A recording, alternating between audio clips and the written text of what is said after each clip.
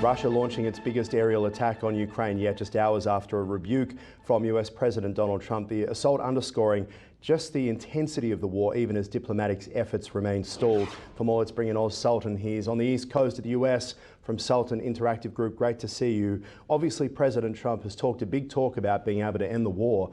But despite his efforts, the pressure he's been putting on Putin, even calling him crazy, things just seem to be intensifying. Where does it go from here? Well, it looks like we have a preliminary with Zelensky now, and that's the exchange of minerals, which sets the stage for what's next. The challenge, I think, is that Trump has had multiple hours worth of conversations with Putin, and it seems that, there's land issues, there's border issues, and I think there's also sovereignty issues that kind of fall into this.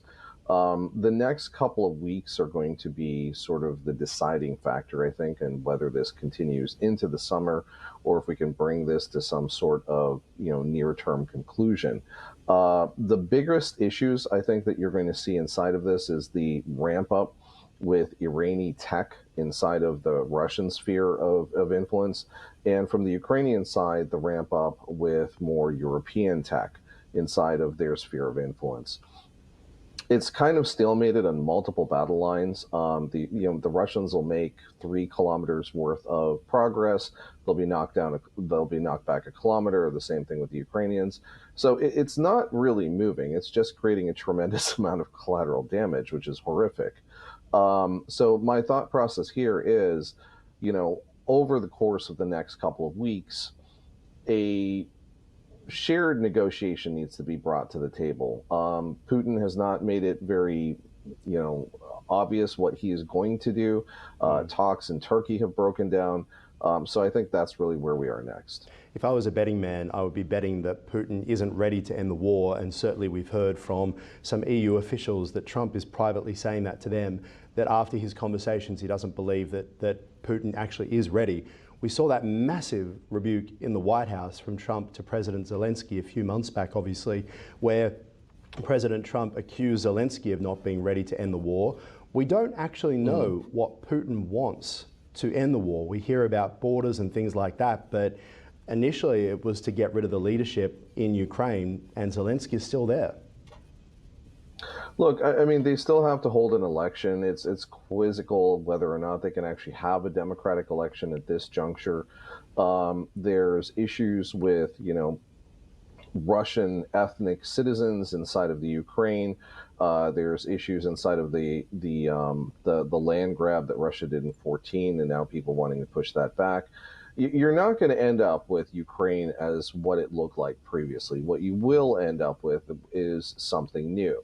And I think both sides need to understand that. But when you start looking at what's inside of the Twitter sphere, the blogosphere, that kind of a thing, there seems to be just obstinateness on both sides of the supporters for both Russia and Ukraine. So, the diplomats have a tough job ahead of them. They certainly do. I mean, if Russia's talking about Ukraine having an election, Russian elections aren't exactly seen as free and open, are they? I mean, President Putin gets 75% or more of the vote, and the opposition leader either gets shoved out a window or offered a cup of tea. Both options aren't the best in Russia. Don't forget that there's also jail. There's also jail, and it doesn't generally end too well. You think about Mikhail Khodorkovsky all those years ago as well. Given this stalemate, then we see President Trump indicating that he may just have to walk away and leave it to them to fight it out. The issue is to fight it out, Ukraine relies so heavily on US military tech, which, as we know, was flowing plentifully during the last administration. What's happening at the moment with all of the US support for Ukraine? Is it still there, or is it not there? It's guarded. There's a huge push inside of the Trump administration to wind this thing down. It's cost the American people a tremendous amount of money in supporting this war. It really hasn't achieved much more than death and destruction. It hasn't pushed the Russians back. It hasn't achieved any of the goals that it supposedly was supposed to do. So I think that there may be an interest in maintaining, kind of where things are standing. The question really becomes, does, Secretary of Defense Hegseth and does the White House decide whether or not we should be investing more dollars into this. And I think that's honestly something that's going to just get sorted inside of the next couple of weeks. That's sort of the touch point until, can we get back to diplomacy, or are we just going to beat this one out all summer? Very much so, right. Well, President Trump announcing an extension the deadline for the EU to face a steep 50% tariff now set for July 9. The decision comes after a positive conversation with President of the EU Commission Ursula von der Leyen, indicating that Europe's ready to engage in serious negotiations. Oz, what's going on between the EU and also the US? So the initial of this conflict really started where you start looking at American goods being sold in a multitude of different European countries, and there being huge tariffs on everything from automotives to aluminum to lumber to grain exports. And well, grain exports, I think, are about the only thing that's not heavily tariffed. So the reset was kind of requested. The Europeans came back sort of sheepishly to the table. We haven't really seen a tremendous amount of progress with this. And at the same point in time, a June 1st date was set. We've now extended that to July 9th. On July 9th, it's going to trigger 50% tariffs on absolutely every single product that the Europeans bring into America. That goes from shoes to wine to foodstuffs to cars. And that could be very significant in terms of impacting a tremendous amount of the bottom lines for many of these companies, because we are one of their, if not their largest market for certain products. What I think is going to happen is the Europeans are going to have to reset. They're not very fast in moving on this, and there's a tremendous amount of bureaucracy, whereas the Trump administration has proven to be fast on these things and has gotten negotiations with China, with Vietnam, with a ton of other countries. So it's yet to be seen, but I think that there is more than a 50% likelihood that this thing gets triggered on July 9th. Really? Then we'll have to see how the Europeans react. Yeah, very much so. It's interesting to watch the Trump playbook here, where it's the big announcement, then the rollback, and then another announcement, and it just feels like it's ricocheting across a pond like a pebble. Where do you think it goes? I mean, the US doesn't really want to have bad relations with the EU, does it? We, I think, are in a new state of affairs. We don't want bad relations with them. Obviously, we're allowing some of them to rearm, but we don't want to have a less than fair playing field for our corporations, our goods, and our products in the European Union. And that's not really what it's been for the past, I'd say 30, 40 years. I mean, there's been asymmetric tariffs on a tremendous amount of goods. So getting that reset, that'll open the doors to bringing, things to some sort of a close.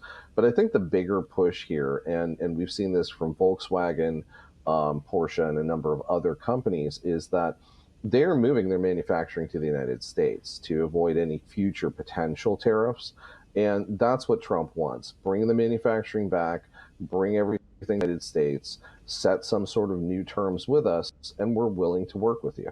Yeah, all right. I've got to ask you about this question here. This is the famous slap doing the rounds on X, on Twitter. There's President Emmanuel Macron of France, who's arriving with his wife Brigitte in Vietnam. It's meant to be this massive event talking about closer relations with Vietnam, talking about power. My first thoughts was, why is that school teacher attacking her pupil? It's a weird day. The Britain just gave up their last colonial power like a little while ago, and now we have France visiting one of their former colonial powers. And it seems that things are not great on the ground, and they're not great at home, right? And Brigitte has, this has to have escalated to something really significant for her to lay hands on Macron. So I think this one's still going to play out a little bit longer, but we'll got see. to say that the AP always... photographer who happened to capture this did an absolutely tremendous job. It was unbelievable. So they've denied having a domestic relationship, a domestic dispute rather. Originally, his staff tried to say that it was fake, which good on you. But it's unbelievable video, as I say, taken by the AP. The presidential plane door opens. Mrs. Macron's hands are on her husband's face as they arrive at Hanoi Airport for the start of their Southeast Asian tour. If this is the start, we can only wonder, how's it going to end? You know, you can't fake the face shifting that much from a slap. Okay, so I think this is still going to play out. Listen, the French are great at bearing things, so that might just happen, but it may still bubble at home. But it doesn't really set a great tone for what Macron was trying to achieve, and I think that this is still going to become very memed over the course of whatever these discussions are in Vietnam. Yes, well, maybe Brigitte found out that her handbag costs from the US are about to go up by 50%. We'll talk to you again soon, Oz. Appreciate your time. Thank you. Bye.